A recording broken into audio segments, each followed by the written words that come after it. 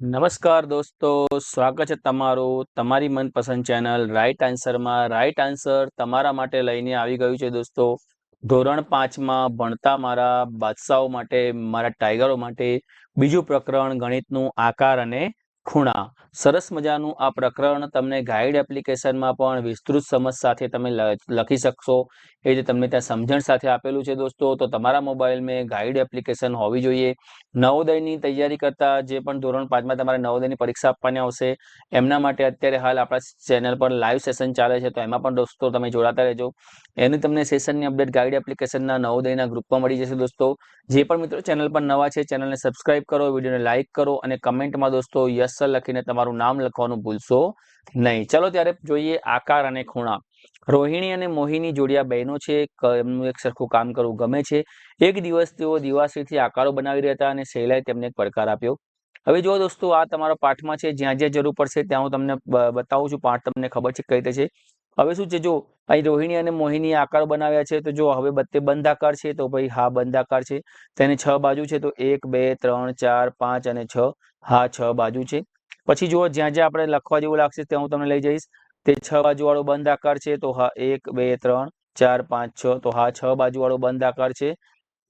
આકાર રોહિણી જે આકાર બનાવ્યો છે તેના જેવો છે, તો ના, બંનેના આકારો અલગ અલગ છે. ચલો બીજો પ્રશ્ન શું છે, તમે કોઈ રીતે બતાવી શકશો કે આકાર એકબીજાથી કઈ રીતે અલગ પડે છે? તો ભાઈ દિવાસળીની જે ગોઠવણી છે, દિવાસળીની ગોઠવણીથી અલગ પડે છે, બરાબર. ખૂણા અને એના ગોઠવણીથી જે ખૂણા બને છે એ ખૂણાથી અલગ પડે છે. ચલો ત્યારે બીજું આ પત્યામાં દોસ્તો આ પેજ ઉપર કશું બીજું છે નહીં લખવા જેવું. હવે આપણે આગળ જઈએ. જો દરેક ખૂણાનો અલગ અલગ માપ છે, અલગ અલગ તમે તફાવત જોઈ શકો છો. હવે આગળ મહાવરો કરીએ આપણે. મહાવરામાં શું છે, તો આકાર જુઓ અને જવાબ આપો. ખાલી જગ્યા રંગથી દર્શાવેલ ખૂણો સૌથી મોટો છે. કયા રંગથી? તો જો આ કાળા રંગ, આ ખૂણો સૌથી મોટો છે, તો કાળા રંગથી દર્શાવેલો ખૂણો. પીળા રંગથી દર્શાવેલ ખૂણા સમાન છે, તો બાકીના બધા ખૂણા સમાન છે. હા. લાલ રંગથી પણ હા અને વાદળી રંગથી પણ હા. ચલો અહીંયા જોઈએ. અહીંયા શું છે, 4 અલગ અલગ ખૂણા 4 રંગથી દર્શાવ્યા છે. તમે બીજા ખૂણા શોધી શકશો જે લાલ રંગથી દર્શાવ્યા હોય. હવે અહીંયા જુઓ, આ બધા ખૂણા દોસ્તો લીલા રંગના છે. અહીંયા આપણે જો આ લીલો રંગ છે, લીલો રંગ હું રંગ રાખું છું. પછી આ લાલ, આ પીળો, પછી આ કાળો, બરાબર. આ રીતે બધા આપેલા છે. હવે આ માપ, આ સરખા માપ છે એટલે આ બધા ખૂણા કાળા રંગના છે. અહીંયા આ બધા ખૂણા આ માપ સરખા છે એટલે આ બધા ખૂણા લીલા રંગના છે. તમે જુઓ આ જે આકૃતિ આના પ્રમાણે છે ને આ આકૃતિ આના પ્રમાણે છે, એટલે આ બધા ખૂણા લાલ રંગના છે. આપણે સરખી આકૃતિનો નાના મોટા આકૃતિના પ્રકારો છે પ્રમાણે આપણે કરવાનું છે. ચલો અહીંયા શું કહે છે કે આ દિવાસળીઓ ગોઠવેલી છે, આટલી દિવાસળીનો ઉપયોગ કરીને તમે બીજી આકૃતિ બનાવો. જો આને 4 દિવાસળીથી ચોરસ બનાવ્યું છે, આપણે 1 દિવાસળી, 2 દિવાસળી, 3 દિવાસળીથી આપણે આવી રીતે બનાવી શકીએ. 8 દિવાસળીથી કે છે, તો 1 2 3 4 5 6 7 8. આપણે આ રીતે 8 દિવસથી બીજી આકૃતિ બનાવી શકીએ. 5 દિવાસળીથી કે છે, તો 1 2 3 4 5 આકૃતિ દિવાસળીથી આપણે આ રીતે બનાવી શકીએ દોસ્તો. 7 દિવાસળીથી આપણે બનાવેલું છે, આપણે 7 દિવાસળીથી બીજું શું બનાવી શકીએ જોઈ લઈએ આપણે. તો 1 2 પછી 3, અહીંયા એક દિવાસળી આવશે, 4 5 6 અને 7 અહીં, બરાબર. આ 7 દિવાસળી જો 1 2 3 4 5 6 અને 7. 10 દિવાસળીથી શું બનાવીએ આપણે જોઈએ. એક દિવાસળી, બીજી દિવાસળી, પછી 3 ને 4, 5 ને 6, 7 ને 8, 9 ને 10. 10 દિવાસળીથી બીજી આકૃતિ આપણે આવી બનાવી શકીએ છીએ. ચલો અહીં દિવાસળીનો કોયડો છે, તમે જાતે સોલ્વ કરવાનો પ્રયત્ન કરજો. દિવાસળી ઉકેલવાનો છે. હવે આપણે જોઈએ, જ્યાં જે પાઠ્યપુસ્તકમાં તમને પ્રશ્ન પૂછ્યા છે એનું આપણે નિરાકરણ કરીશું. ખૂણો તપાસવાનું સાધન. અહીંયા પણ તમારે વાંચવાનું છે, પાઠ સમજવાનો છે. અહીંયા આપણે ખાસ કશું કરવાનું નથી. હવે અહીંયા જો બારી આપી છે, હવે એલ જેમ ખુલે છે તેમ કહી શકશો કે બધા કાટકોણ છે. તો જો આપણે ટેબલ બનાવીએ. આ કાટકોણ છે, અમે ટેબલ બનાવ્યું.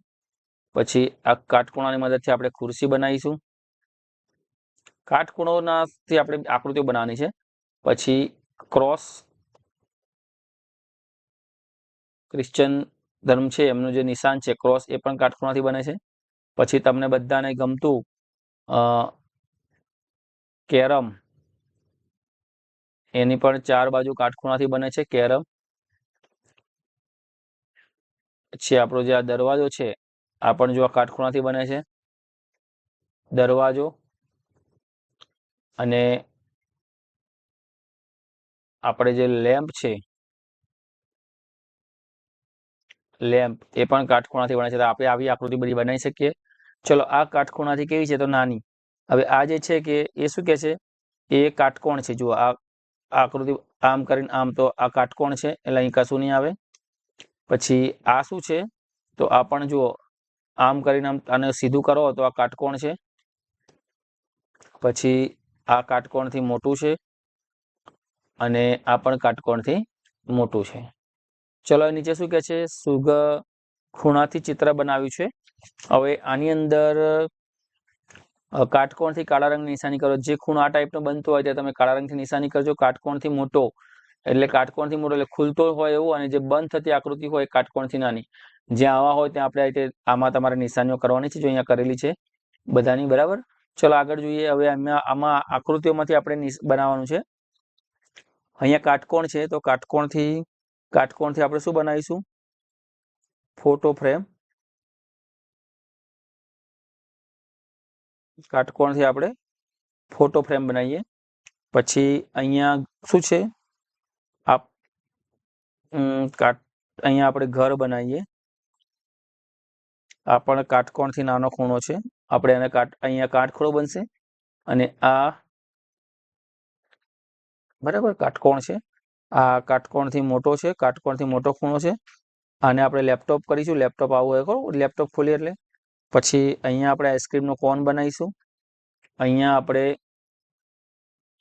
પક્ષીની ચાંચ બનાવીશું.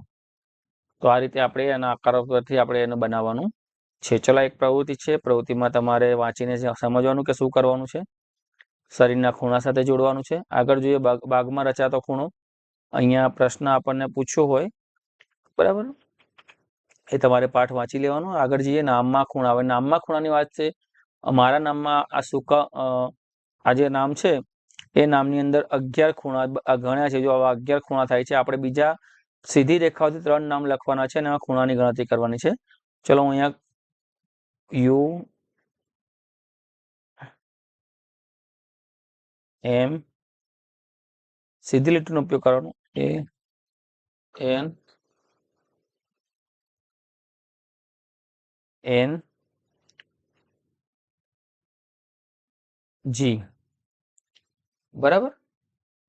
પછી બીજું જ લખીએ નામ આપણે કે A M L E S H.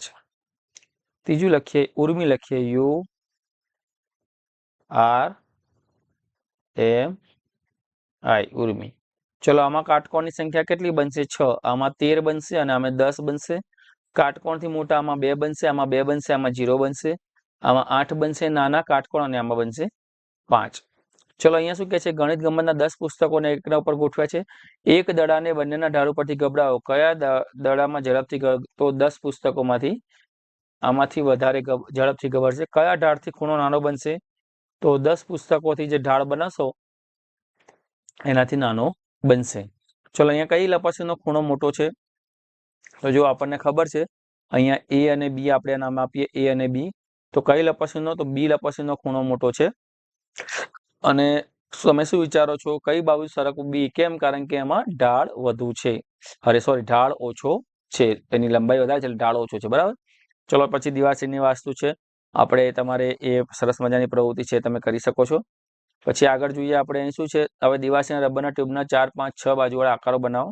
હવે જો આ 1, 2, 3 અને 4 બાજુવાળો આકાર છે. આ 1, 2, 3, 4, 5, બરાબર, 5 ખૂણાવાળો. 1, 2, 3, 4, 5 અને 6 ખૂણાવાળો. 4, 5 અને 6 ખૂણાવાળો છે. હવે અહીંયા શું કહે છે? આપણે આંગળીના ટેરવા વડે આકૃતિને દબાવીશું તો એના ખૂણામાં ફેરફાર થાય? તો ભાઈ થાય. થાય, આમાં ત્રિકોણમાં થતો નથી, ખૂણામાં વધઘટ થતી નથી, એટલે ત્યાં આવશે ના. પહેલામાં બધામાં હા હા હા હા અને ના. ચલો આકાર અને મિનારાની વાત કરીએ. અહીંયા આકારો બદલાતા પ્રવૃત્તિ આપણે જુઓ, તમારી આસપાસ જો ને ત્રિકોણનો ઉપયોગ થતો હોય તો ત્રિકોણનો ઉપયોગ ક્યાં થાય? તો છાપરાવાળા ઘર હોય એમાં ત્રિકોણનો ઉપયોગ થાય, ઇમારતમાં થાય, ચકડોળમાં થાય, અને ખેતરમાં જે વીજળીના થાંભલા હોય વીજળીના થાંભલામાં થાય. બરાબર. ચલો આગળ જોઈએ. હવે ઘડિયાળો પ્રવૃત્તિ કરી લઈએ. આમાં નીચે ઘડિયાળનો સમય જોઈ કાંટાઓ કેવા ખૂણા બનાવે છે તે લખો. એ પહેલા આપણે જો એક જોઈ લઈએ. એક રહી ગયું છે. આમાં શું કહે છે? ત્રિકોણ રીતે મજબૂત દબાવતી આમાં આપણે બનાવવાનું છે, કાટકોણ બનાવવાનો છે. તો કાટકોણ એક આ રીતે કાટકોણ બનશે, પછી એક 9 વાગશે ત્યારે એવા કાટકોણ બનશે, અને એક 10 ને 10 થશે ત્યારે કાટકોણ બનશે. ચલો હવે અહીંયા જો અહીંયા શું છે? અહીંયા કાટકોણથી નાનો આજે કેટલા વાગ્યા? તો 7:25 વાગશે. કાટકોણથી નાનો ખૂણો બનશે. અહીંયા 8:15 એટલે કે 8:15 થશે. આ જે થશે એ કાટકોણથી મોટો બનશે. અહીંયા 9:10 થશે. આ પણ કાટકોણથી મોટો બનશે. અહીંયા 9:25 થશે. આ પણ કાટકોણથી મોટો ખૂણો બનશે. અને અહીંયા થશે 10:20. આ બનશે કાટકોણ બનશે.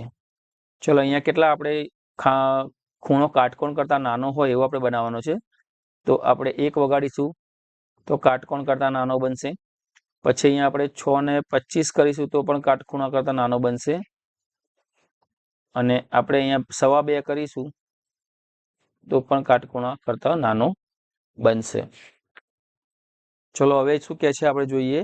અહીંયા કેરમ રમે છે. આપણે અહીંયા ચિત્રમાં 3 બિંદુઓ છે. કયા બિંદુથી રેખા દોરો કે જેના પરથી સ્ટ્રાઇકર મારીને કિંટુ રાણી મેળવી શકે છે? તો જો અહીંયાથી સીધી વસ્તુ છે, અહીંયાથી જો રેખા દોરીએ એ બિંદુ પરથી રેખા દોરીએ તો રાણી મેળવી શકે છે. તો સીધું અહીંયાથી ટોસને મારે તો સીધું આની અંદર આવે. બરાબર. અને શું કહે છે પછી? એ રીતે આપણે જવાબ આવશે એ બિંદુ. અહીંયા એક જોઈ લઈએ. અહીંયા એક નાની પ્રવૃત્તિ છે કે ભાઈ અંશ ઘડિયાળના ઉપયોગથી તમારા પેન્સિલ બોક્સ કાટકોણનું માપ કેટલું થાય? તો 90 અંશ થાય. તમે અનુમાન કરો કાટકોણનો અડધો ભાગ હોય તો 90ના અડધા કરીએ તો કેટલા થાય? તો 45 થાય. પછી એનો ત્રીજો ભાગ હોય 90 ગુણ્યા 1/3 તો 3×9 તો 30 થાય. અને 90ના બમણા કરીએ તો 9 દુ 18 એટલે 180 થાય. બરાબર. અને જવાબ આવશે 30. તો દોસ્તો હવે આ પ્રવૃત્તિ તમારે જાતે કરવાની છે. હવે અહીંયા શું છે જોઈ લઈએ. અહીં કયા ખૂણા બને છે? આ 90 અંશ એટલે કાટકોણ બનશે. આ કાટકોણથી નાનો બનશે. આ કાટકોણ, આ નાનો, બંને નાના બનશે. આ મોટો ખૂણો બનશે કાટકોણથી. આ પણ મોટો બનશે. આ પણ મોટો બનશે. અને આ નાનો બનશે કાટકોણથી. બરાબર. ચલો ત્યારે જોઈએ હવે આગળ દોસ્તો હવે ત્રીજો પાઠ આવશે કેટલા ચોરસ. એનો વિડીયો વધુ સમજૂતી સાથે તમારા સૂચનો કરજો કે તમને કઈ રીતે જોઈએ છે દોસ્તો. વધુ સમજૂતી સાથે આપણે હવે પ્રકરણ નંબર 3 કેટલા ચોરસમાં મળીશું. ખૂબ જ સરસ તમારા માટે એની સ્લાઇડો સાથે આપણે આગળ અભ્યાસ કરીશું સમજણ સાથે. સૌને જય હિન્દ, જય ભારત, ટાટા, બાય બાય, આવજો.